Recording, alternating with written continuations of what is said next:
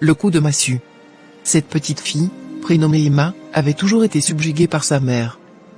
Elle la trouvait belle, forte et admirable, et toutes ses actions étaient guidées par le désir de lui ressembler.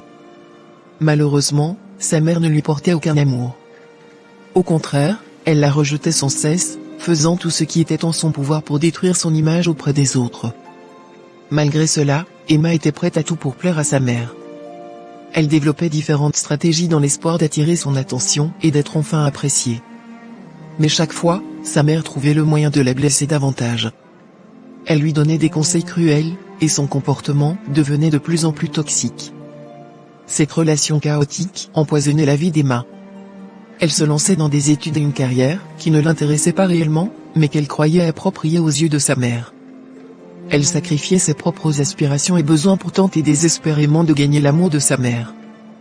Puis, après de nombreuses années de souffrance, son corps et son esprit se brisèrent.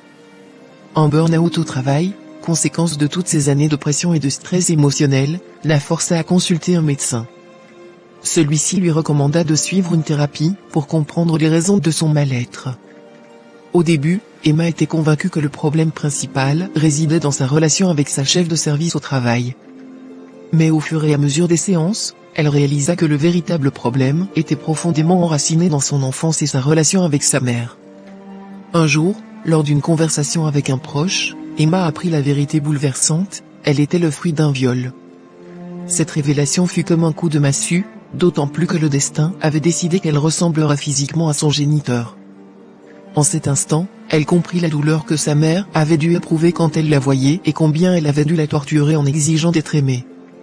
Emplie de compassion, Emma réalisa combien elle avait été injuste envers sa mère. Elle décida alors de rendre à cette dernière sa liberté, afin qu'elle puisse vivre pleinement ces dernières années entourée de ceux qu'elle avait choisi d'aimer. Car Emma comprit que l'amour n'est pas une obligation, mais une décision. Elle laissa donc tomber toutes les armes qu'elle avait utilisées pour essayer de se faire aimer. Elle renonça à toute attente de réciprocité et fit le deuil de cette relation mère-fille idéale. Elle accepta son sort, mais se promit d'être présente si sa mère manifestait le désir de la revoir. Il était temps pour Emma de se libérer de cette emprise toxique et de se concentrer sur elle-même. Elle réalisa que, jusqu'à présent, elle avait négligé la famille d'âme et de cœur qui était là pour elle. Elle décida d'honorer ce cadeau de la vie et de profiter enfin de tout ce qu'elle avait à offrir. Elle embrassa sa nouvelle famille choisie, acceptant l'amour et le soutien qui lui étaient offerts. Emma comprit que pour être heureuse, elle devait s'aimer elle-même et s'entourer de personnes qui l'aimaient pour ce qu'elle était. Elle se promit de ne plus jamais laisser quelqu'un détruire son image, sa confiance et sa joie de vivre.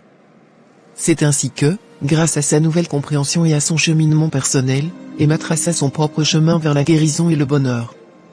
Et même si elle n'a jamais obtenu l'amour de sa mère biologique, elle trouva l'amour et le bonheur dans sa famille d'âme et de cœur, où elle était acceptée et chérie telle qu'elle était. Gratitude.